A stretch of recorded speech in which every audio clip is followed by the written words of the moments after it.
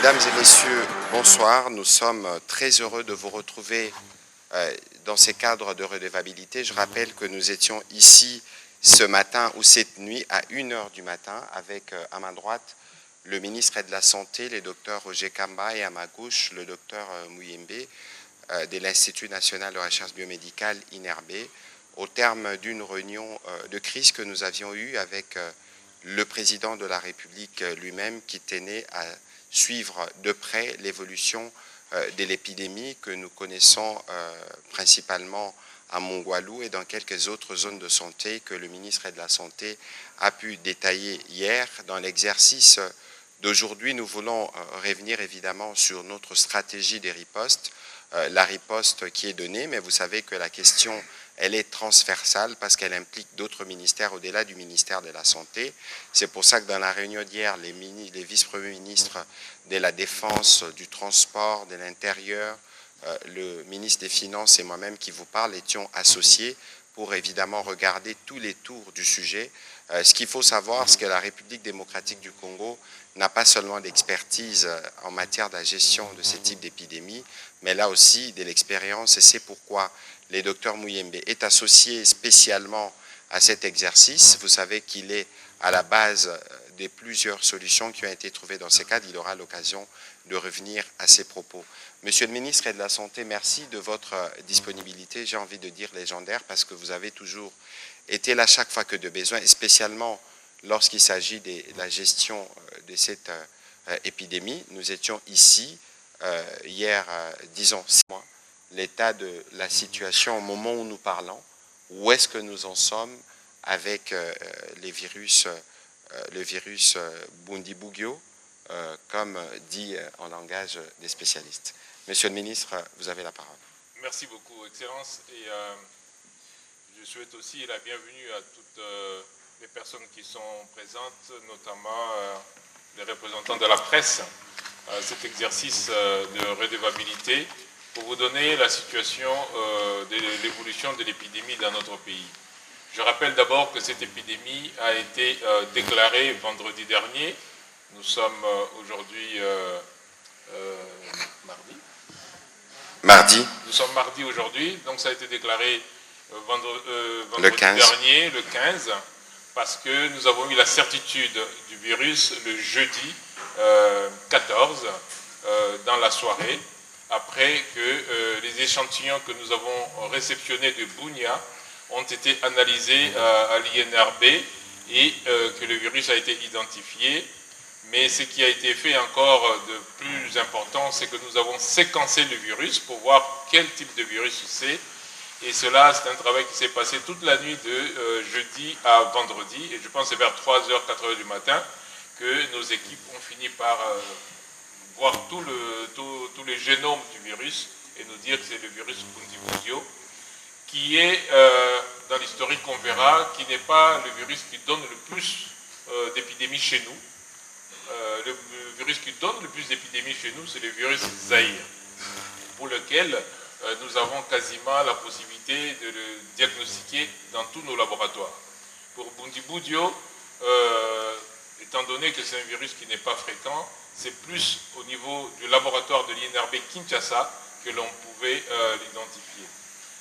Je dis cela pour rappeler que quand les premières alertes sont arrivées, c'est-à-dire le 5 mai, les tests ont été réalisés très rapidement à notre laboratoire de Bunia.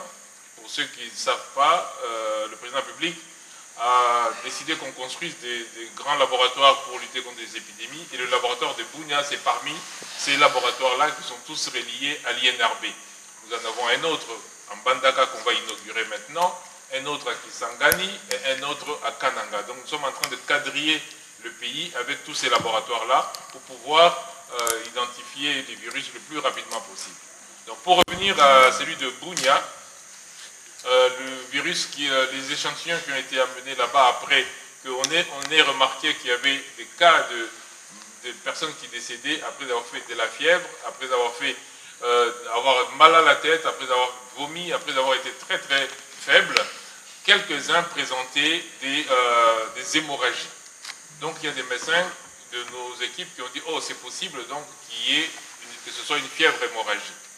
Et donc c'est pour ça qu'on a fait le test. Mais comme je viens de le dire, à Bunia, le test était fait pour la plupart, pour le virus qui est le plus souvent chez nous, le virus Ebola Zaïre. Et le test était négatif. Mais quand même, on a transféré les échantillons à Kinshasa, qui sont arrivés. Et à Kinshasa aussi, les premiers tests faits avec les GeneXpert étaient négatifs, parce que tout simplement, c'était Zaïre. Mais l'équipe du professeur Muyembe a élargi donc le spectre de recherche, et c'est là que nous avons identifié le virus Bundibugyo, qui est donc un virus Ebola. Alors, quelle est la différence entre ce virus-là et les autres au niveau de la clinique? La première différence, c'est qu'il donne des signes un peu moins impressionnants que les autres virus, notamment que le virus Zaïre. C'est-à-dire que la personne présente au départ un tableau qui ressemble un peu plus à un tableau de maladies infectieuses communes, comme la malaria et autres. Et progressivement, peut-être même tardivement malheureusement, eh bien, les hémorragies peuvent arriver. Et c'est en ce moment-là que ça attire l'attention. Donc, moins spectaculaire, ça c'est la première différence avec le virus Zaïre. La deuxième différence, c'est le taux de létalité, c'est-à-dire combien ce virus-là tue quand on l'a attrapé. C'est aussi inférieur au virus Zaïre. Et donc, le professeur Muyembe pourra revenir là-dessus. Donc, la létalité est inférieure aussi. Cependant, CRS Ebola, donc une maladie très très dangereuse, et donc pour cela, nous réagissons de manière très vigoureuse. Et 48 heures après l'annonce de l'épidémie, je me suis déplacé moi-même sur le terrain pour aller voir sur place ce qui se passait, notamment notre riposte. Et donc j'étais à Bunia avant-hier pour pouvoir regarder toute la riposte que nous avons déployée. Nous avons donc déployé des équipements pour pouvoir créer des centres de prise en charge, parce que vous savez que nous devons être très prudents dans l'organisation même des soins, c'est-à-dire le chemin par lequel aussi bien les prestataires que le malade passent pour qu'il n'y ait pas de risque de contamination. Et donc nous avons ramené ces équipements-là. Nous avons surtout ramené les équipements de protection, parce qu'on va revenir sur les mesures, mais c'est vraiment la protection pour éviter la contamination. Et pendant que nous sommes en train de parler maintenant même, là, il y a 14 tonnes d'équipements qui sont en train d'être déchargés sur le tarmac de l'aéroport de Bunia, dont de l'UNICEF. Donc nous avons réagi rapidement. Maintenant, pour vous donner la situation, où est-ce qu'on en est aujourd'hui, avec combien de malades, d'abord combien de zones de santé sont touchées. À Ituri, on verra la carte, vous allez voir, en Ituri, il y a 4 zones de santé qui sont touchées. Il y a la zone de santé de Mongwalu, il y a la zone de santé de Bunia, il y a la zone de santé de Rampara, et la dernière zone de santé qui s'était ajoutée, c'est la zone de santé de Nyakunde. Donc il y a 4 zones de santé qui sont touchées dans la province de l'Ituri. Il y a aussi Butembo qui est touché, et il y a aussi Goma où nous avons un cas. Alors ça, c'est les zones de santé qui sont touchées. Pour les échantillons que nous avons reçus et analysés au niveau de nos laboratoires, notamment à l'INRB, on a à peu près 32 cas positifs. Sur les échantillons que nous avons reçus, 32 cas sont positifs. Alors maintenant, sur le nombre de décès, d'abord, je voudrais rappeler que tous les décès que je vais vous annoncer sont des décès supposés liés au virus. Parce que la plupart sont décédés dans la communauté. Nous faisons la recherche active, c'est-à-dire que nos équipes vont dans la communauté essayer de savoir est-ce que vous avez perdu un membre de famille, dans quelles conditions, et nous mettons tout cela ensemble pour dire voici les décès probables liés à cette maladie. Nous sommes aujourd'hui à 136 décès probables liés à la maladie. Combien de malades avons-nous sous traitement actuellement? Nous avons 69 malades qui sont dans nos centres de traitement. Combien de malades possibles on a identifiés dans la communauté depuis le début? Nous sommes autour de 543 à peu près malades probables dans la communauté. Et donc, telle est la situation de la maladie aujourd'hui. Et nous sommes en train effectivement de continuer la recherche active de tous les cas et nous sommes en train aussi de ramener les équipements pour que le diagnostic se fasse, la reconnaissance du virus se fasse le plus rapidement possible. C'est ainsi que nous avons renforcé le laboratoire de Bunia pour pouvoir faire le diagnostic le plus rapidement possible. Telle est la situation actuelle de l'épidémie. Merci beaucoup, Monsieur le Ministre, pour ces tableaux synthétiques. Je rappelle que quotidiennement, évidemment avec vos équipes, nous serons en mesure de donner les informations aux journalistes pour être sûr que nous sommes au même niveau. Les chiffres que vous avez donnés, je crois que ce sont des chiffres d'hier, 18 mai, parce que les chiffres sont évolutifs au fur et à mesure que vos équipes sont en train de travailler, de faire évidemment le suivi des quelques cas. Docteur, votre expertise est reconnue mondialement, vous êtes une autorité des références et d'ailleurs les ministres de la Santé m'allaient dire qu'il n'y a pas un pays qui a développé plus d'expertise que nous en matière du traitement de ces virus. Qu'est-ce que vous pouvez nous dire principalement sur cette souche Bundibugyo? Dans ce qui se raconte notamment dans les grands médias, on dit qu'il est particulièrement contagieux, on dit qu'il est létal, mais vous nous dites que ce n'est pas aussi létal que ça ne l'est la souche Zaïre. Est-ce que vous pouvez nous expliquer, nous qui ne sommes pas aussi doués que vous en la matière? Excellences, mesdames et messieurs. Écoutez, si vous me demandez qu'est-ce qu'un virus, je vous dirais simplement, un virus est un virus. Parce que même les prix Nobel de l'époque en France, on lui a posé cette question-là dans l'Assemblée. Il était surpris. Il a dit un virus, mais c'est un virus.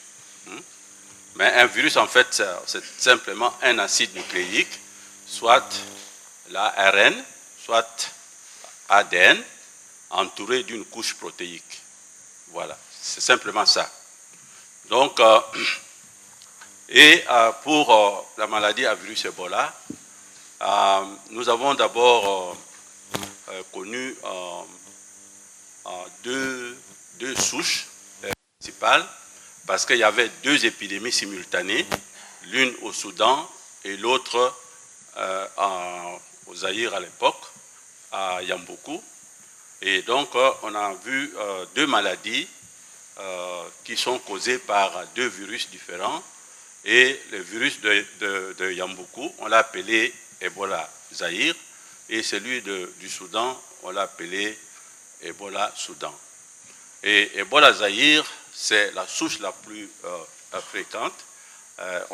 On la trouve principalement dans les pays du bassin du fleuve Congo, c'est-à-dire la RDC, Congo-Brazzaville et le Gabon, et aussi les pays de l'Afrique de l'Ouest, principalement en Guinée, Sierra Leone et Libéria. Tandis que le Ebola Soudan, c'est surtout les pays du bassin du Nil. Donc on les trouve au Soudan, bien sûr, et également en Ouganda. Voilà, ça c'est donc les années 1976, c'est le début donc, de ces épidémies. Et puis après, nous avons eu un grand silence jusqu'en 1995, lorsque nous avons eu la grosse épidémie urbaine de Kikwit. Alors, depuis donc 1995, les épidémies sont de plus en plus fréquentes, causées par ce virus-là, le virus Ebola Zaïre. Notamment donc au centre du pays, à Moueka, à Kampungu. Également, après, nous avons, on remonte encore au nord, c'est dans la région de l'Équateur, et là, c'est toujours d'autres épidémies, mais c'est à Mbandaka, à Bikoro et également à Bouendé, surtout dans l'aire de santé de Djera. Et une date qui nous intéresse beaucoup, c'est 2012. 2012, nous avons connu une épidémie assez importante à Isiro. Et cette épidémie était provoquée par un autre virus, mais cette fois qui est venu d'ailleurs, qui est venu de l'Ouganda, parce que ce virus était isolé en 2007 dans les districts de Bundibugyo. C'est comme ça qu'on a donné à ce virus-là le nom du virus Bundibugyo. Et à cette époque, nous étions tous surpris aussi parce que les diagnostics avaient un peu traîné. Nous étions habitués à voir simplement la souche de Ebola Zaïre. Et grâce aux méthodes de diagnostic développées par les CDC à Atlanta aux États-Unis, on a vu donc détecter ce virus, ce nouveau virus de Bundibugyo. Alors, quelle est la différence entre, au moins sur le plan sur les pouvoirs pathogènes, entre Ebola Zaïre et Ebola Bundibugyo?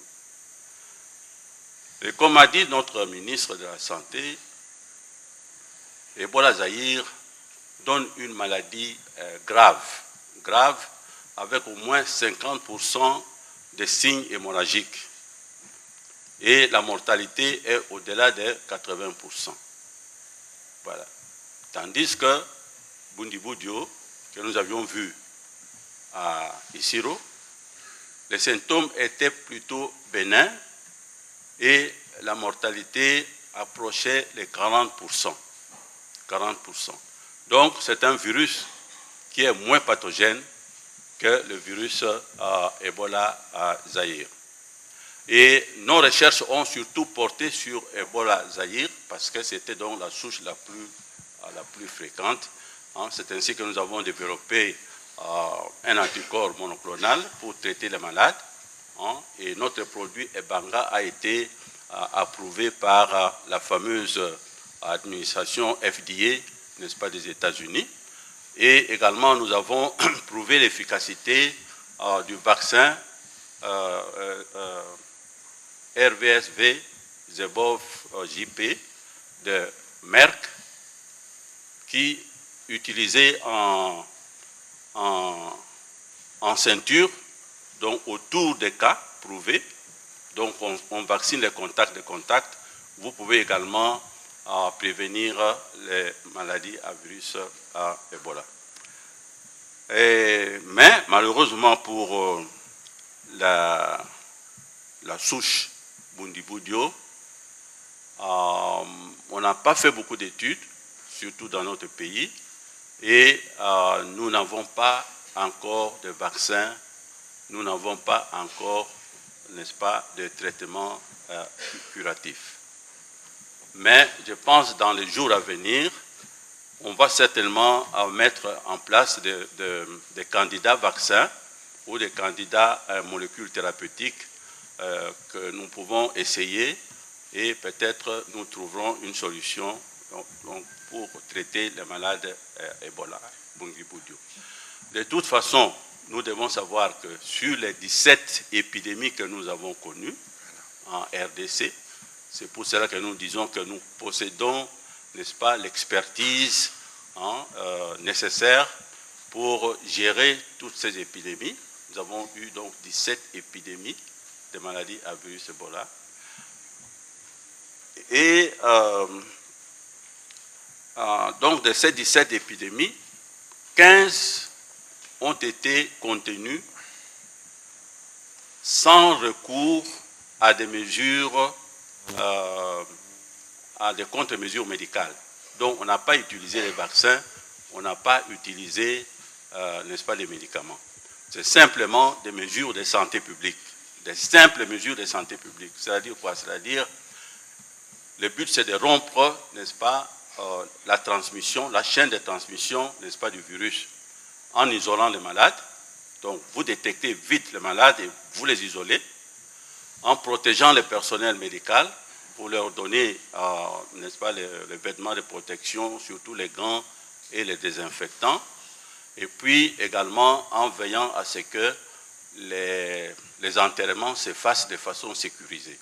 Bon. Donc si vous utilisez ces méthodes-là, vous allez rompre la chaîne de transmission, et bien sûr, les malades qui présentent des symptômes de fièvre, des maux de tête, etc., vous utilisez donc les traitements palliatifs. Voilà. Merci beaucoup, docteur, pour ces éléments. Monsieur le ministre, je m'y retourne de votre côté. Entre-temps, je vais demander qu'on nous présente les tableaux, disons, la carte de la RDC pour situer les endroits dont vous avez parlé tout à l'heure pour l'épidémie. Le docteur a dit quelque chose de très important que vous aviez dit hier. Donc, on a fait face à 15 épidémies alors qu'il n'y avait ni traitement ni vaccin. Et lorsque nous suivons ce qui s'est dit, notamment dans les médias, c'est un élément d'inquiétude lorsqu'on dit qu'il n'y a pas de vaccin, il n'y a pas de traitement, monsieur le ministre.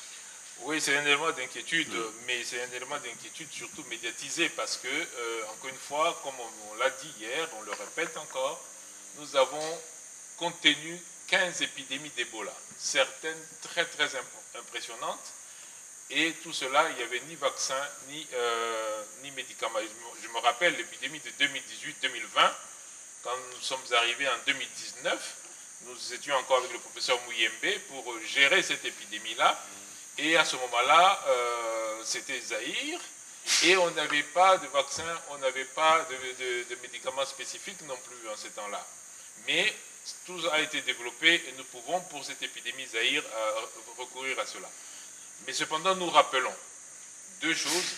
La première, c'est que, comme le professeur vient de le dire, c'est vraiment interrompre la chaîne de transmission et prendre en charge les malades le plus rapidement possible. Juste pour ceux qui n'étaient pas avec nous hier, j'ai rappelé hier ici un phénomène qui s'est déclenché, une croyance mystique qui s'est déclenchée, parce que quand la maladie est arrivée, les gens ne comprenaient pas ce qui se passait. Et comme le premier malade avait été transporté de Bunia à Mungwalu, et que le cercueil était abîmé, la famille a changé de cercueil, a sorti le malade, a mis dans un autre cercueil. Et donc tout ça en se contaminant. Sauf que, quand ils ont fait ça et qu'on a brûlé le premier cercueil, un phénomène a couru en disant c'est le cercueil qui poursuit les gens maintenant. Voilà pourquoi est-ce que la maladie a traîné dans la communauté avant qu'on vienne vers l'hôpital, parce qu'on disait non mais c'est des sorciers, ils nous poursuivent et c'est le cercueil qui est en train de poursuivre les gens. Et donc je dis de ça pour passer un premier message, c'est que ce n'est pas une maladie mystique. C'est vraiment pas une maladie mystique, c'est un virus. Et c'est notamment en touchant, en manipulant de manière inadaptée le corps du décès, du défunt plutôt, qu'on se contamine davantage. Et c'est ce qui est arrivé. C'est à partir de ce premier cas, à partir de cette cérémonie funéraire, que le virus a explosé. Tous ceux qui étaient autour, bien sûr, ont probablement été contaminés et beaucoup ont développé la maladie et tout le monde a pensé que c'était le cercueil qui le faisait. Donc, on rompt la chaîne de transmission avec les mesures de santé publique et on prend en charge rapidement les malades. Comme a dit le professeur Mouyembe, ce virus est moins pathogène que le virus Zaïre. Et donc, si on vous prend en charge pour des mesures de support, par exemple, quelqu'un qui a des difficultés pour respirer, si on l'aide à respirer correctement, quelqu'un qui est déshydraté, si on le réhydrate, quelqu'un qui a fait de l'hémorragie, si on lui redonne, on lui fait une transfusion, eh bien, on arrive à sauver des gens. Et d'ailleurs, comme vous savez, si vous regardez les chiffres que je vous ai donnés tout à l'heure, j'ai dit qu'on était au-delà de 543 à peu près personnes que nous avons identifiées et que nous avons à peu près 136 décès. Si vous regardez bien, c'est moins de 30%. Alors qu'avec la souche Zaïre, on était au-delà de 80%. Donc c'est vraiment les mesures de santé publique que nous devons appliquer. Il faut annoncer le plus rapidement possible la maladie, ne pas traîner pour que nous puissions vous soigner, mais que nous puissions aussi détecter tous ceux qui sont autour de vous. Deuxième chose que nous faisons, nous traçons toutes les personnes qui ont été en contact avec le malade. Nous suivons et nous essayons de les identifier, de les isoler et de diagnostiquer. Et troisièmement, nous le faisons avec des mesures de précaution, c'est-à-dire ce qu'on appelle la PCI chez nous, la protection contre les infections. À côté de ça, le professeur ne l'a pas dit, mais je le répète, le virus que nous avons maintenant est venu de la forêt. J'insiste là-dessus, ce virus est venu de la forêt. Parce qu'il était possible qu'en 2012, quand il y a eu Bundibugyo, que quelqu'un ait gardé ça dans le sang ou dans les spermes pendant des années, c'est possible. Mais le séquençage nous permet de le savoir.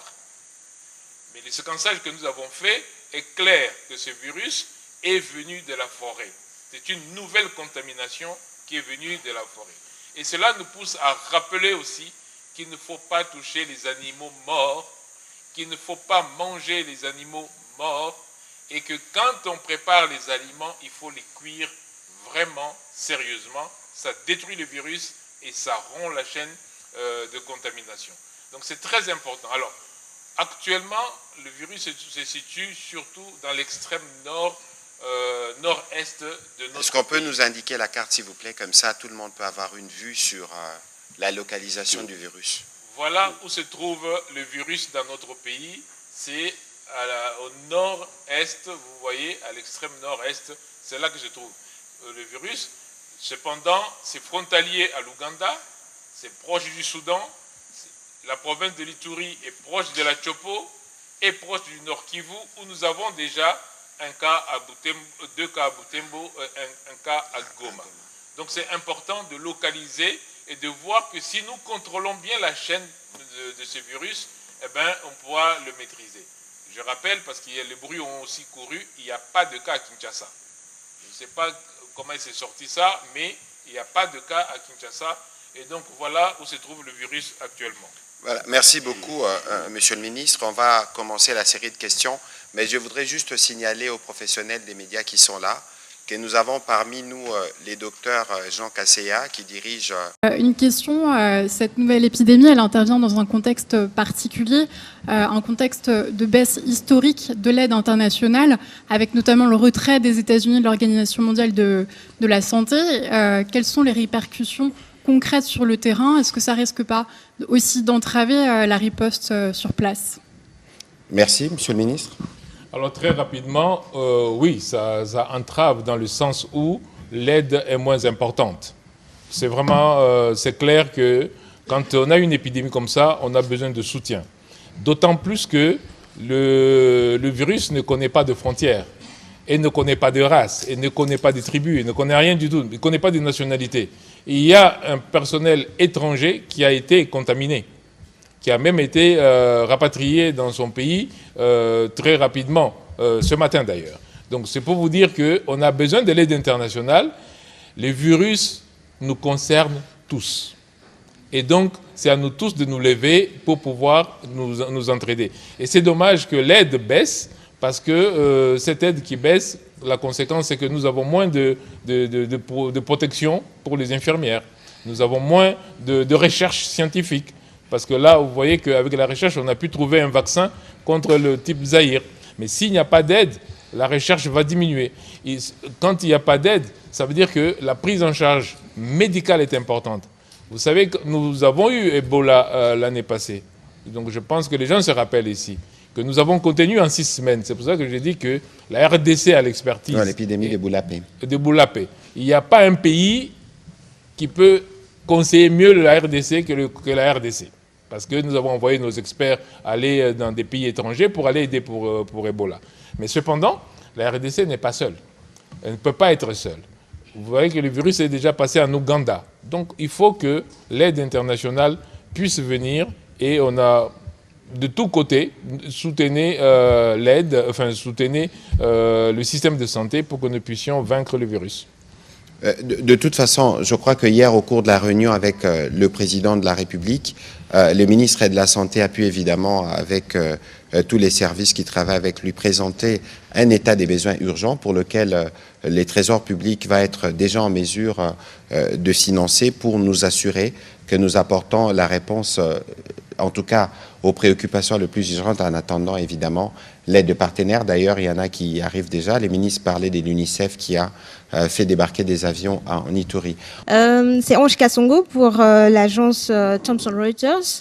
Monsieur le ministre de la Santé, vous avez donné tout à l'heure quelques chiffres, notamment les 543 personnes identifiées, mais le nombre de personnes qui sont prises en charge est largement inférieur. Qu'est-ce qui explique cela? Aussi, les centres de traitement, vous n'avez pas donné la capacité. Est-ce qu'on peut en savoir plus par rapport aux besoins qui sont demandés sur place? Et est-ce qu'il y a des personnes qui sont encore réticentes à l'idée d'être prises en charge, notamment le fait que vous avez dit que la maladie était beaucoup plus relayée comme une information mystique ou peut-être aussi des désinformations? Merci. Merci beaucoup. Alors, il y a une divergence entre le nombre que j'annonce et le nombre de personnes qui sont hospitalisées, tout simplement parce que je vous ai dit que nous faisons de la recherche active. Nous cherchons toutes les personnes qui peuvent avoir des symptômes que nous pouvons identifier comme des symptômes reliés. C'est pour ça que ce nombre ne veut pas dire que ce sont les cas de Ebola. Je dis bien, ce sont des cas supposés pouvant avoir Ebola.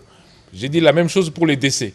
Le nombre de décès que nous vous donnons, c'est tous les décès que nous avons identifiés pour lesquels il n'y avait pas nécessairement un diagnostic fait, mais on suppose que ça pouvait être Ebola. C'est 136 comme je vous ai dit.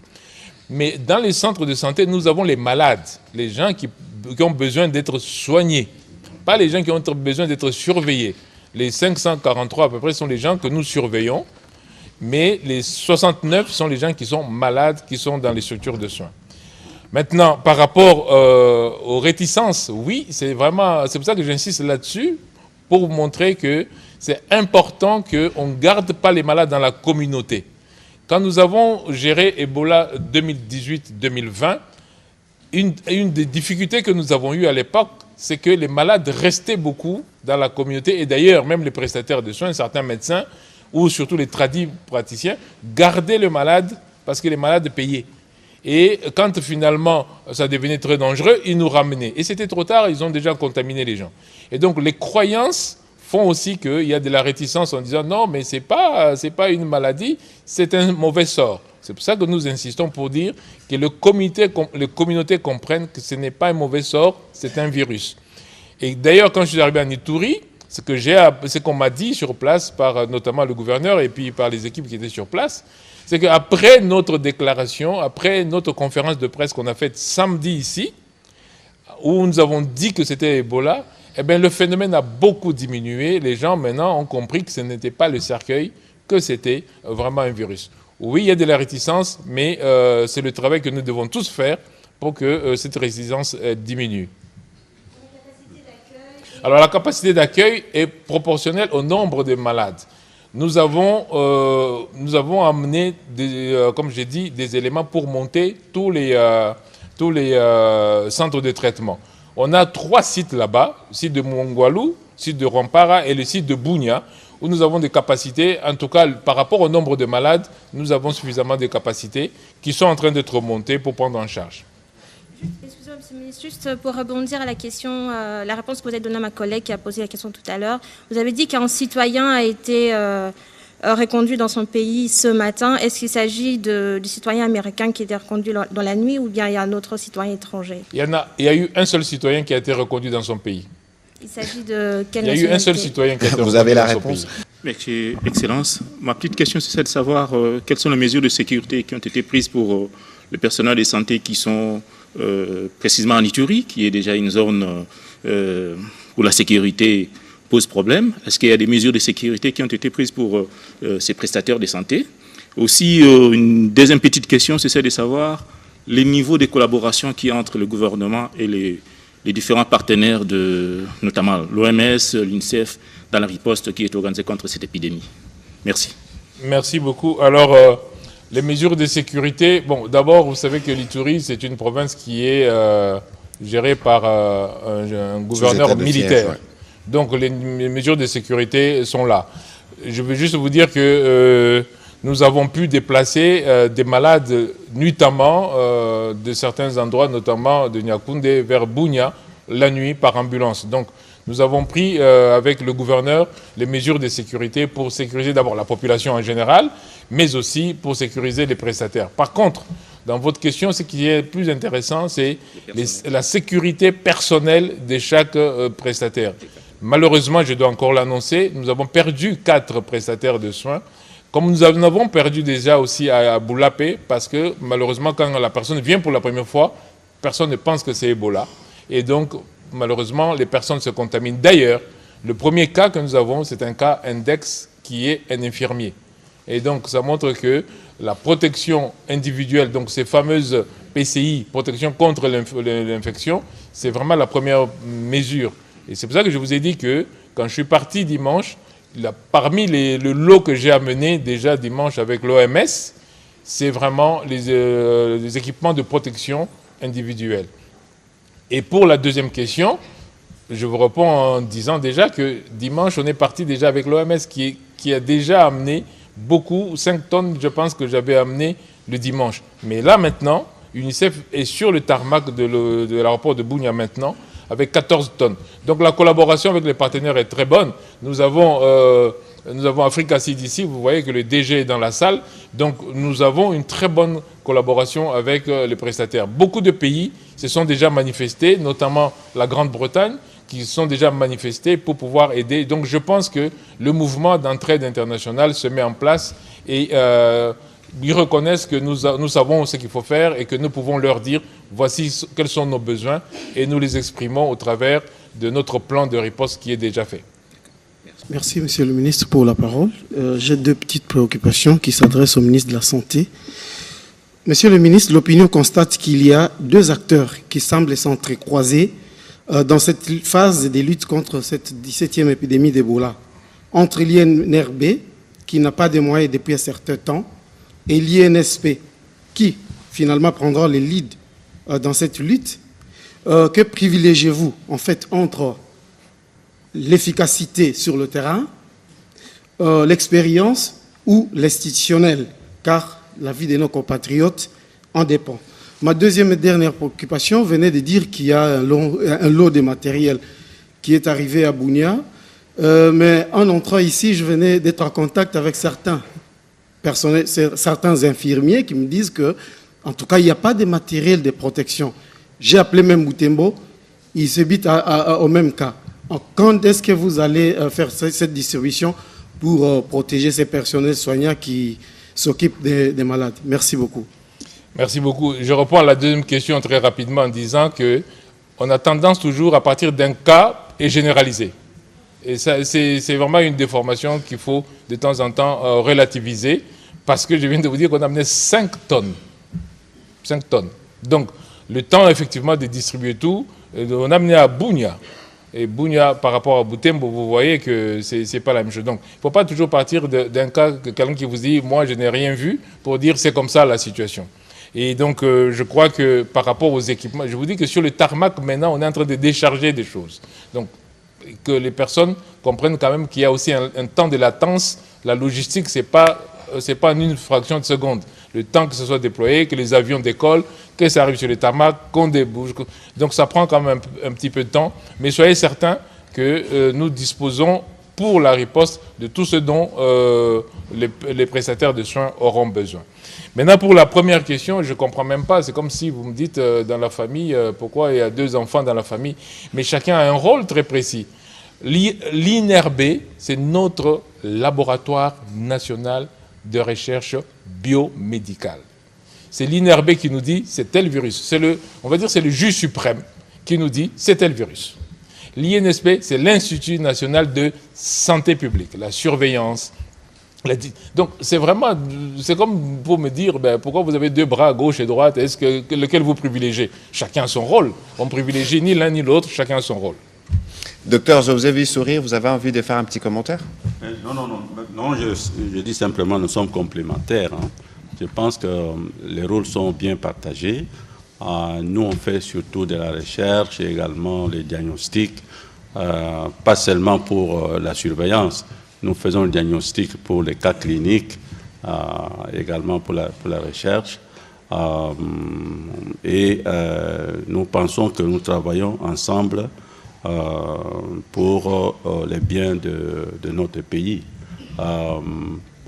Je ne vois pas de contradiction entre les deux, ou les concurrences entre les deux institutions, parce que chacune a son rôle. Et ça, c'est très important. Nous l'avons fait à l'époque. Nous étions en même temps les chercheurs, en même temps celui qui fait le diagnostic, en même temps celui qui combat les épidémies sur le terrain, mais c'est trop de travail. C'est comme ça que Son Excellence a créé l'Institut de santé publique qui a pour rôle vraiment les opérations de terrain, la logistique, l'organisation de la lutte sur le terrain. Tandis que nous, c'est surtout la recherche et également la surveillance biologique au laboratoire. Voilà. Mais je pense quand même que cette question vient du fait qu'on se dit, est-ce qu'on soutient de la même manière? C'est vrai que dans notre pays, la recherche n'a pas été souvent bien soutenue et c'est une question très importante parce que grâce à la recherche, nous avons pu identifier, avoir un traitement. Donc vous connaissez la molécule Ebanga qui est efficace dans le traitement d'Ebola Zaïre. C'est grâce à la recherche du professeur Muyembe. Grâce à la recherche, on a les vaccins. Et donc je pense effectivement que votre question vaut la peine pour dire que nous devons faire davantage pour investir dans notre recherche. Monsieur le ministre, parlant de l'INRB, à l'ère du bioterrorisme, l'INRB, des constats, ne bénéficie vraiment pas du même appui. Parce que quand on arrive à l'INRB, on se demande si c'est vraiment ici où il y a un laboratoire qui contient tous les virus. Donc, quand vous y arrivez, on se dit que c'est là où on devrait trouver la garde républicaine ou la police ou les unités antiterroristes. Et parlant de l'appui du gouvernement, à moins que le docteur Muyembe me contredise, mais l'appui du gouvernement à l'INRB se limite à la prise en charge des fonctionnaires, donc la rémunération des fonctionnaires, mais ce n'est pas le cas pour les frais de fonctionnement. Vous parlez d'une main gauche et droite, mais qui ne sont pas considérés de la même façon. Comment allez-vous gérer la riposte à Goma à l'heure où l'aéroport international est fermé et les Rwandais ont fermé également leurs frontières, donc il n'y a pas d'entrée sur leur territoire? Comment allez-vous gérer cette riposte? Le docteur Kassia est dans la salle, peut-être qu'il le dira après. Les Américains, pour eux, ils trouvent que c'est un danger. Ils ont quasiment annulé tous les rendez-vous qui étaient prévus pour cette semaine. Je crois que c'est pour tous les mois. Nous nous approchons de la Coupe du Monde. On se dit que peut-être que la RDC ne pourra pas voir ses supporters sur le territoire américain. Monsieur le ministre de la Communication, puisque c'est votre question, comment est-ce que Kinshasa commande cette question? Professeur Muyembe, quand on parle d'Ebola, on vous voit vous, l'individu. Est-ce que les Boudibungyo de 2012, les Ougandais également ont confirmé que c'est la même souche, mais dans la souche, il y a des souches des souches. Et c'est vraiment la même souche de 2012 qui est là, parce que vous suivez dans un média périphérique, vous disiez que c'était un nouveau-né dans une famille. Merci. Voilà, alors, peut-être qu'on va commencer par vous, professeur, et puis nous allons revenir vers le ministre de la Santé. Bon, je pense que notre force, c'est vraiment d'avoir séquencé les génomes complets du virus Bundibugyo en moins de 24 heures. Alors, ce que nous avons trouvé, c'est que le virus de Bunia, c'est un variant de Bundibugyo qui est distinct du variant de 2007 et de 2012. Voilà. Donc, ce qui veut dire que c'est une entrée ou une sortie d'une infection zoonotique. Donc, à partir d'un animal, on a été infecté. Bon, je ne sais pas si je me fais comprendre, mais je n'ai pas dit que c'est un nouveau virus.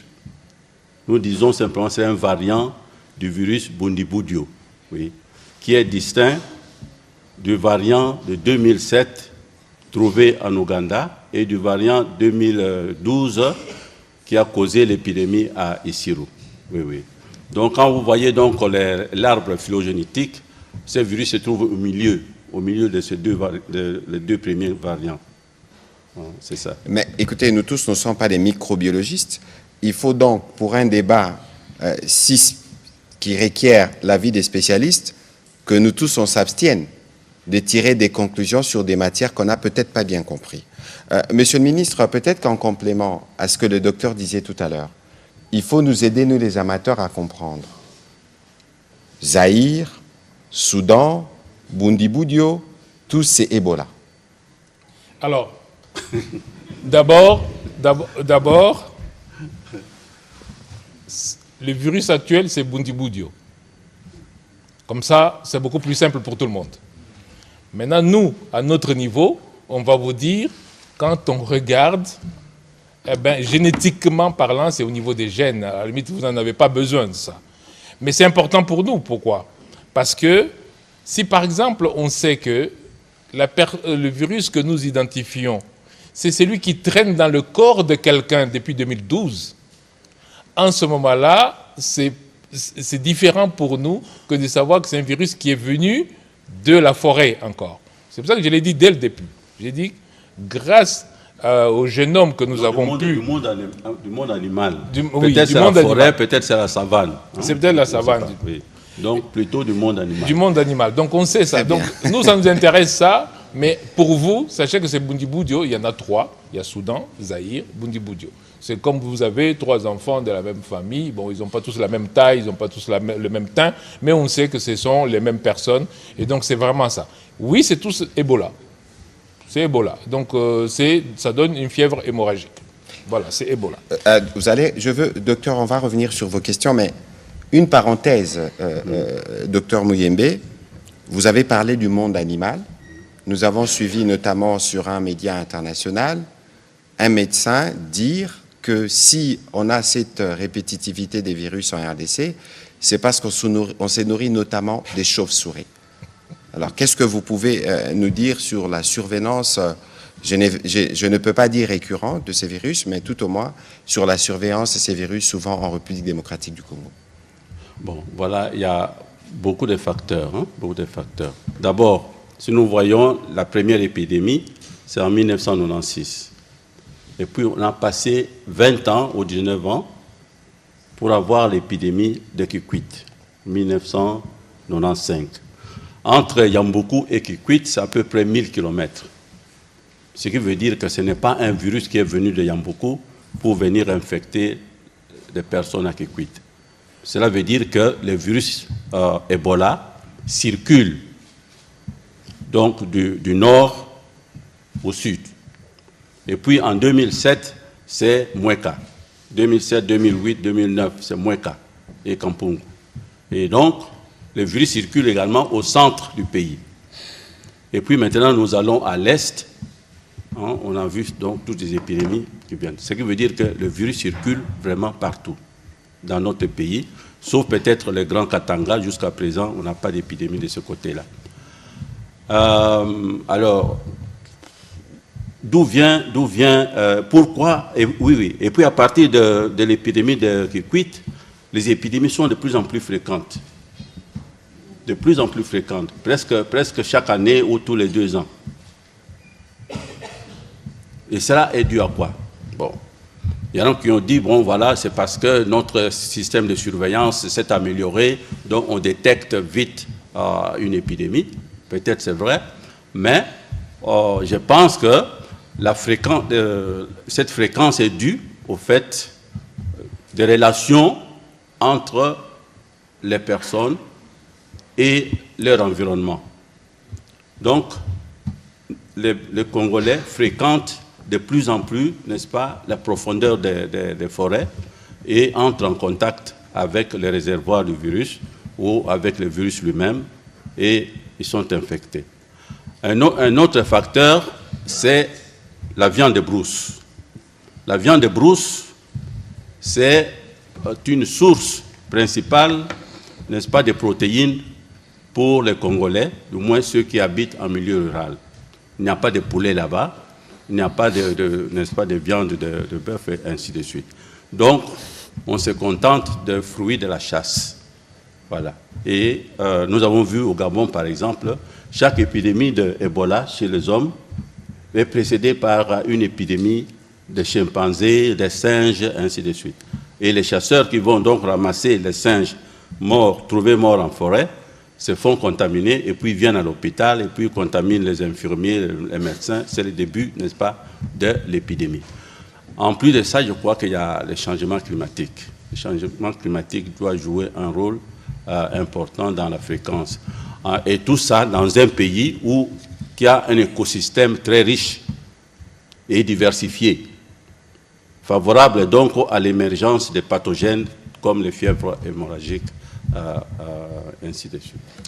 Voilà, Monsieur le Ministre, on va revenir sur les questions qui vous ont été posées. Oui, mais merci beaucoup. Alors, la première question, c'est toujours sur l'INRB. Je répète, et je l'ai dit, que nous n'avons pas soutenu, en tant que pays, suffisamment la recherche dans notre pays. Et c'est un effort qu'on doit continuer à faire. C'est pas...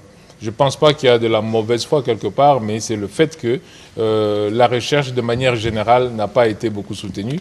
Mais malgré ça, l'INRB a produit beaucoup de résultats, notamment des doctorants, beaucoup de chercheurs, beaucoup de professeurs sont sortis de l'INRB. Et ça, c'est sûr, quand vous regardez sur le long temps, vous voyez que la production était très positive. Beaucoup avec le soutien des partenaires, que ce soit le Japon, que ce soit la France. Mais c'est vrai que l'investissement que nous devons faire en tant que pays dans la recherche doit continuer. Maintenant, par rapport à Goma avec la frontière fermée, oui, la frontière elle est fermée, mais d'abord, j'en profite pour dire que le Rwanda n'avait pas le droit de fermer une frontière. Parce que le règlement sanitaire international dit qu'il ne faut pas fermer des frontières en cas d'épidémie. C'est le règlement sanitaire international. On doit laisser circuler les personnes et les biens, mais on doit mettre les mesures de santé publique. C'est le règlement sanitaire international. C'est la même question pour les Américains.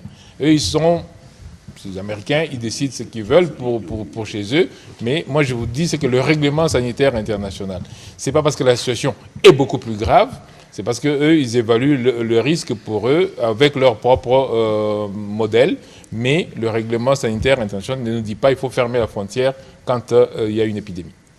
Non, il est évident que sur ces cas, s'il faut y revenir, d'abord sur le cas des Américains, je pense que c'est une mesure qui a été prise à Washington, au regard justement des éléments sûrement d'information qu'ils ont eu par rapport à l'épidémie. Mais n'oubliez pas que ce soit au niveau du ministère de la Santé ou de l'INRB, nous sommes justement en discussion avec les gouvernements américains, parce qu'il est évident que parfois, lorsqu'on parle de la République démocratique du Congo, il faut savoir que le virus est localisé et qu'il y a un travail en cours.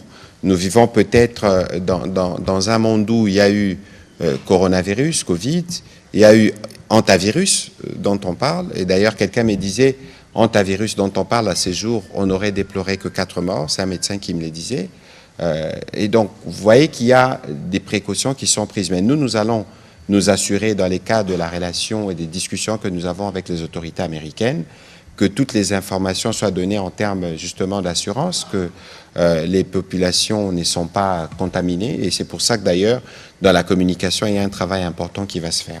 Première chose. Deuxième chose, je crois que c'est le docteur Muyembe qui me disait hier, c'est que le ministre a dit, c'est que le Rwanda ne peut pas, en aucun cas, fermer la frontière. C'est un nouveau signe d'ailleurs, qui montre qu'en réalité, les Rwandais doivent quitter rapidement d'ailleurs notre sol, parce qu'aujourd'hui il est évident que s'il faut faire le traçage ou les suivis des cas là-bas dans les Nord Kivu à Goma, vous avez l'agresseur, l'occupant qui ferme sa frontière. Pensez-vous que c'est lui qui ferme sa frontière peut se mobiliser particulièrement pour venir donner l'appui qu'il faut au système de santé en ces temps d'épidémie? Je crois qu'avec les partenaires avec lesquels nous travaillons, cette fermeture de frontières est un geste de mauvaise foi qui prouve à suffisance que la vie des Congolais ne vaut pas.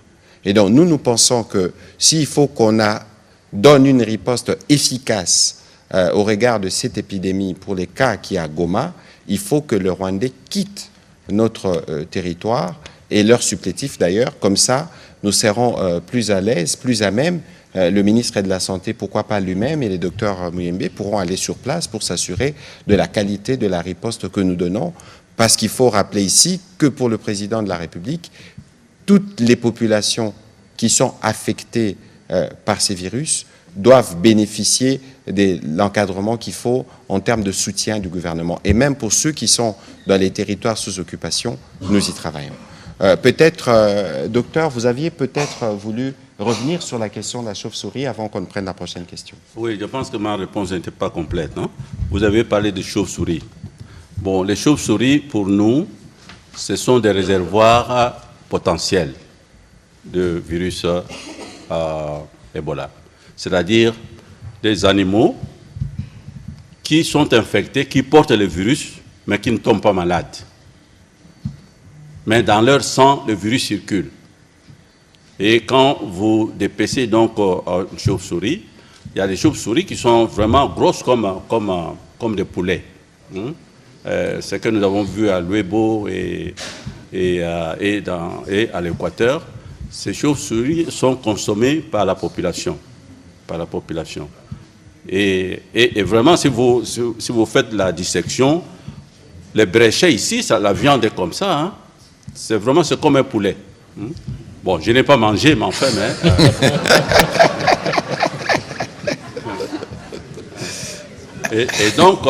Donc, la manipulation de la viande de chauve-souris infectée peut donc être à l'origine d'une épidémie de fièvre hémorragique Ebola. Mais malheureusement, jusqu'à présent, ou heureusement, jusqu'à présent, nous n'avons pas encore isolé le virus Ebola chez les chauves-souris. Tandis que le virus de Marburg, qui est un virus cousin d'Ebola, a été déjà isolé chez les chauves-souris qui vivent dans les grottes, dans les grottes, ou bien dans les mines d'or, par exemple, à Ouatsa, à Gouroumbwa, les mines de Gouroumbwa. Le plafond, c'est rempli de chauves-souris. Nous avons fait les mêmes études ici dans les grottes de Kimpese, mais ce sont plutôt des petites chauves-souris, mais nous n'avons pas détecté le matériel génétique du virus Ebola. Voilà. Mais allez-y, monsieur le ministre. Pour compléter sur le Rwanda, ils avaient eu une épidémie au virus Marburg, qui est un des virus les plus dangereux. Nous n'avions pas fermé notre frontière.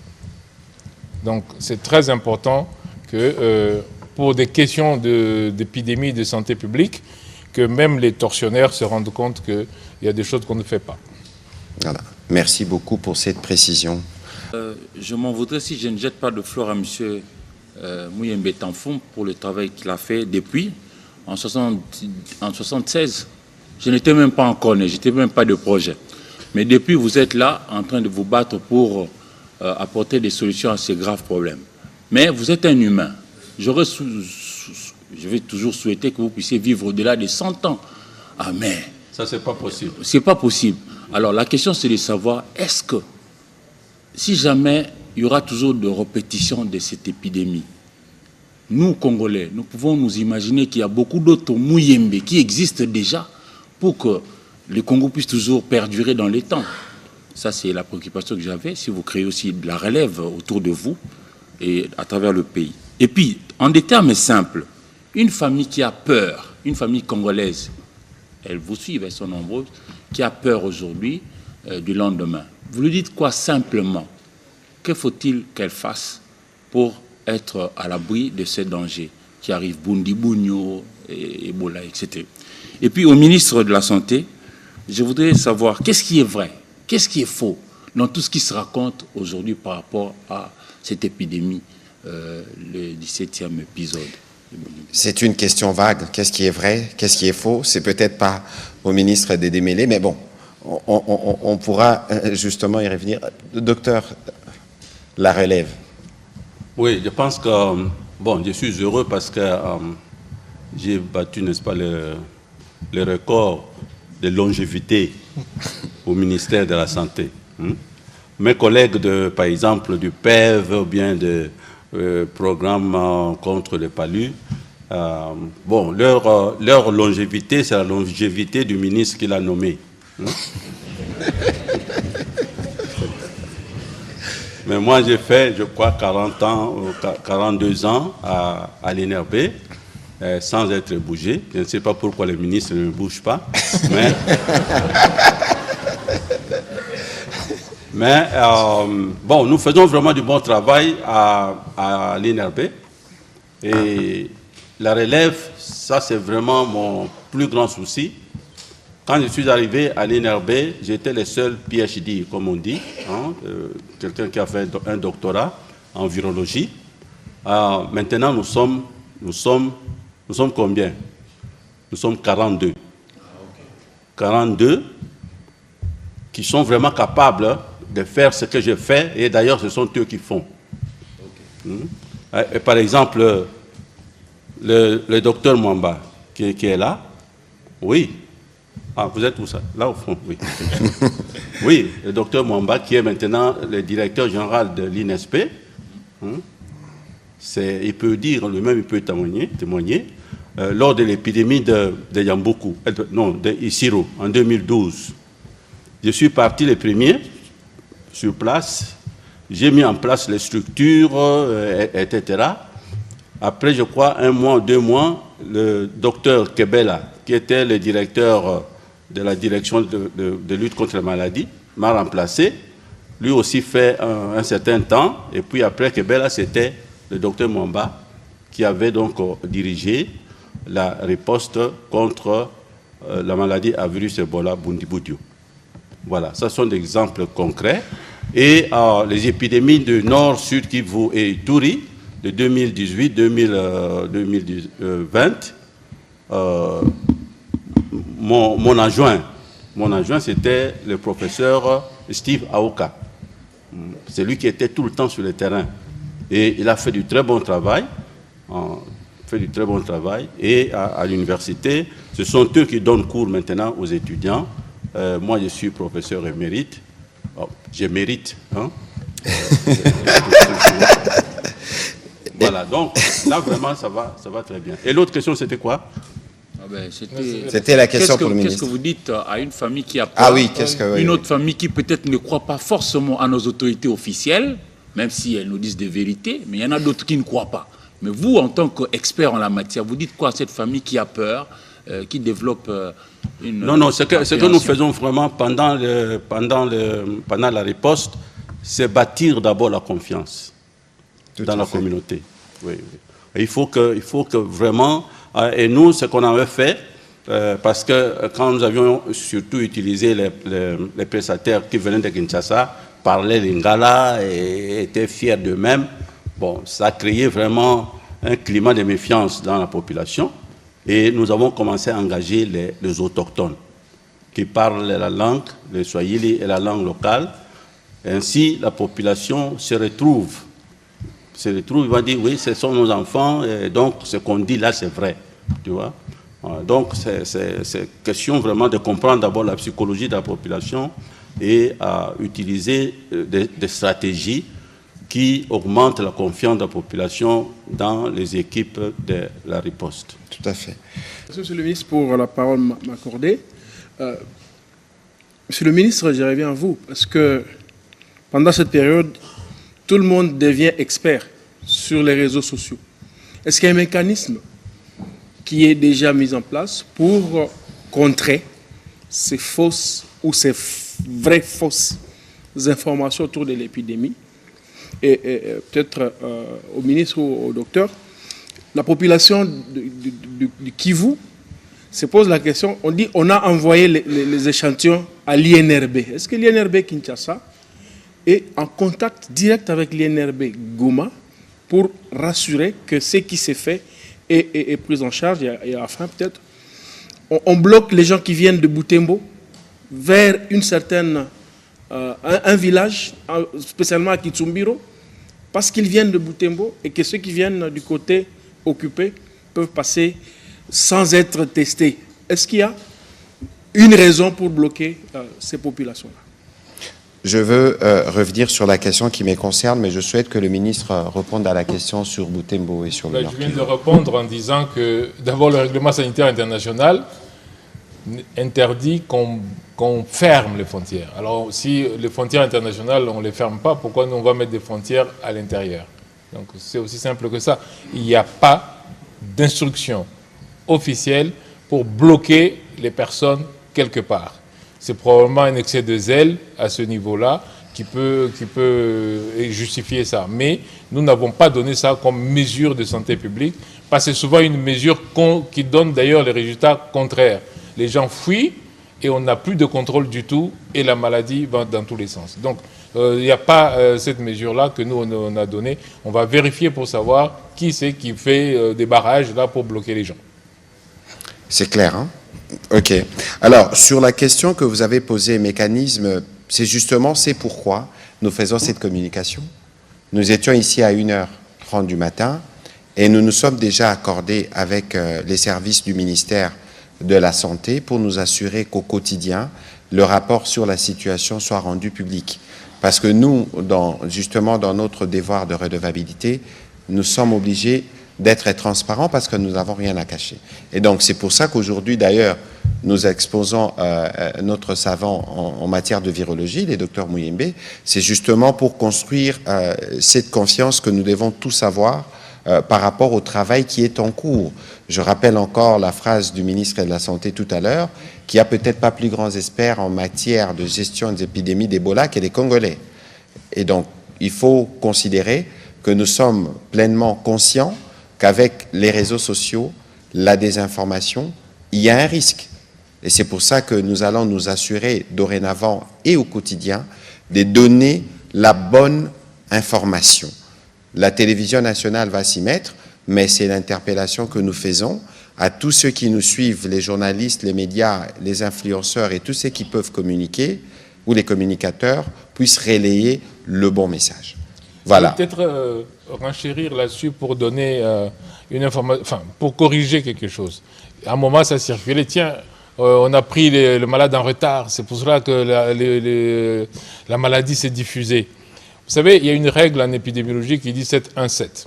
C'est-à-dire que dans les 7 jours d'un phénomène, on doit pouvoir le repérer et puis finalement l'annoncer. Et on doit informer les gens en 24 heures. Et puis on doit réagir dans les 7 jours qui viennent. Alors, comptez un peu que la première vague, c'était le 5 mai, et que moi, j'étais déjà sur terrain le dimanche, c'était quoi, 17 hein? Ouais, le dimanche 17. Vous voyez que c'est moins de 12 jours où tout ça a déjà fait. On a même déjà identifié le virus, on a déjà séquencé. Donc, c'est vraiment, effectivement, les fausses rumeurs, ça va très, très, très, très vite. Et encore une fois, l'expertise, je crois que... on ne s'en vante pas, mais quand on a un Muyembe avec nous, on peut se vanter quand même. C'est évident. Messieurs les ministres, Dr Muyembe, bonjour. Comme vous venez de l'évoquer, on a pu entendre que les premiers cas, ils avaient été testés négatifs au variant Zaïre, ce qui aurait considérablement ralenti la rupture des chaînes de contamination que vous évoquiez plus tôt. Du coup, ma question, c'est pourquoi les malades, si c'est vraiment le cas, n'ont-ils pas également été testés automatiquement pour le variant Bundibugyo, notamment au vu de l'épidémie qui a déjà eu lieu en 2012. Est-ce que c'est lié aux spécificités de cette nouvelle forme de variant que vous évoquiez, Dr Muyembe? Est-ce que c'est une question de protocole, de moyens, un problème d'anticipation? Merci. Alors, je viens de dire, vous avez utilisé un mot que je dois corriger quand vous dites considérablement. Je viens de vous dire qu'il y a une règle qui dit 7-1-7. Et quand je vous regardez le temps, vous dites, mais c'est vraiment ça qu'on a suivi. Et deuxièmement, on vous a dit que nous avions une épidémie, nos épidémies, c'était Zaïre. Donc nos cartouches étaient préparées pour Zaïre. Et comme les autres ne venaient pas, ces épidémies-là, mais on a le laboratoire central capable, lui, de faire tout. Donc il fallait que des échantillons quittent le laboratoire de Bunia pour arriver au laboratoire central. Donc c'est pas que... Sinon on mettrait tous les tests de toutes les maladies partout. Non, ça ne marche pas comme ça. Muyembe, ma question s'adresse à vous. Vous avez évoqué succinctement le rôle du changement climatique dans la recrudescence d'épidémies. Essayez de hausser un peu le micro, s'il vous plaît, pour que nous puissions être sûrs de bien vous suivre. Excusez-moi. Bonjour, messieurs les ministres. Bonjour, monsieur le docteur Muyembe. C'est votre question. Ouais. Oui, vous avez évoqué le rôle du changement climatique dans l'émergence et la recrudescence d'épidémies d'Ebola dans le pays. Est-ce que vous pouvez simplement expliquer concrètement en quoi le changement climatique favorise l'émergence et la recrudescence des épidémies d'Ebola dans le pays? Oui, c'est très complexe. Donc, le changement climatique, si nous prenons simplement le réchauffement, ça favorise la pullulation des arthropodes, des insectes, qui peuvent être porteurs, n'est-ce pas, des virus. Également, par exemple, les chauves-souris, je crois qu'ils se multiplient beaucoup plus vite lorsqu'il y a certaines chaleurs, donc ces changements climatiques qui amènent la chaleur.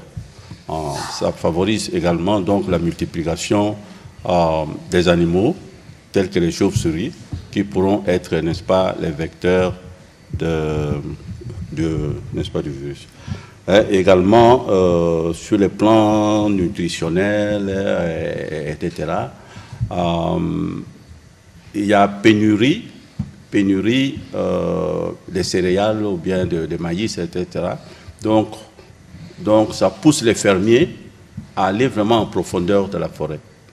Et là, il y a beaucoup de chances qu'ils rencontrent aussi les vecteurs, n'est-ce pas, ou les réservoirs du virus.